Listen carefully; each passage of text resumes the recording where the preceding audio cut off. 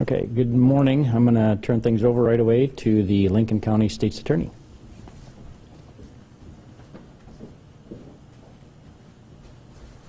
Thank you, Sam.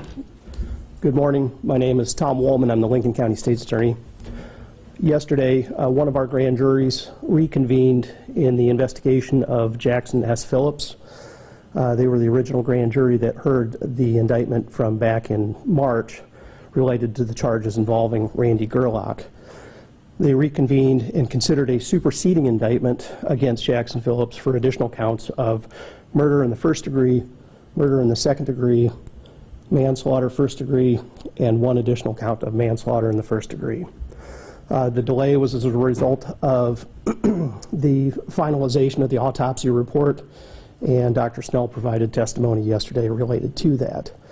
They returned the indictment.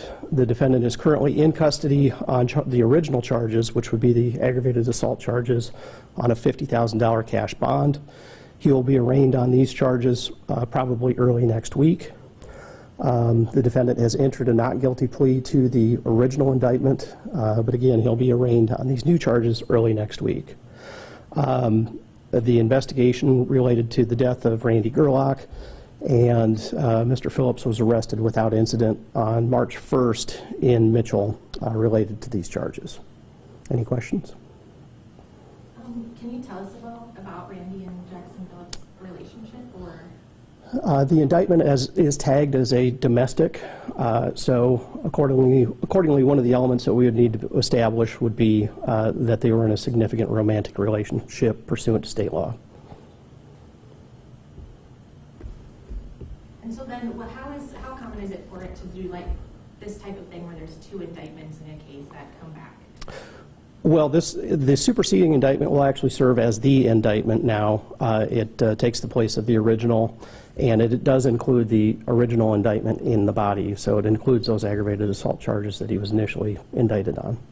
And that indictment, was there like a trial this morning for that then? No. Okay. Again, yesterday, one of our grand juries reconvened. They were the grand jury that heard the original presentment. So can you explain, you said there's two manslaughter charges? Correct. But there's one individual that is deceased. Correct. Regarding. So can you explain how there's two manslaughter charges for the one death? Yes, and there are actually 4 homicide charges, what we consider to be homicide charges pursuant to the statute.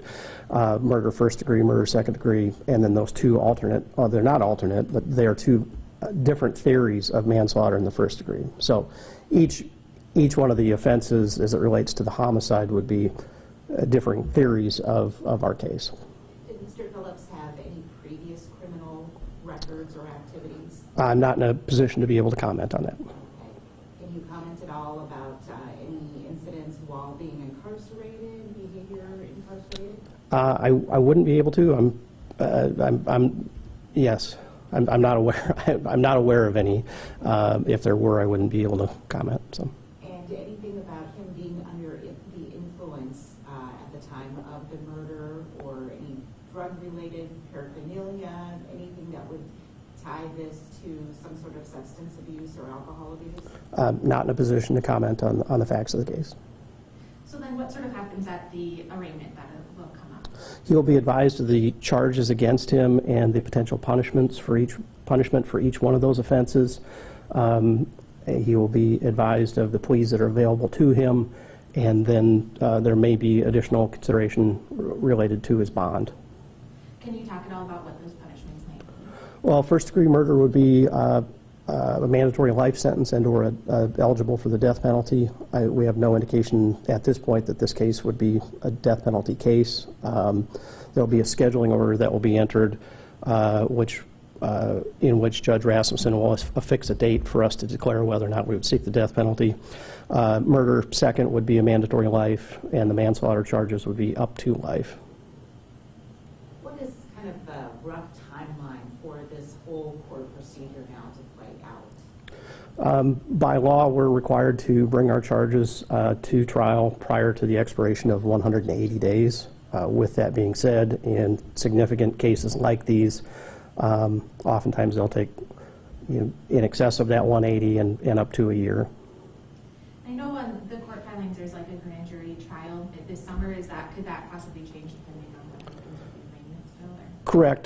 The aggravated assault indictment was set for trial this scheduled this summer. That likely will be bumped back as a result of these additional charges.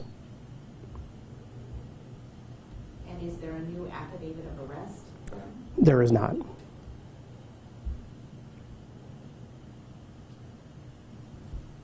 Okay, thank you very much. Thank you, Sam. Thank you.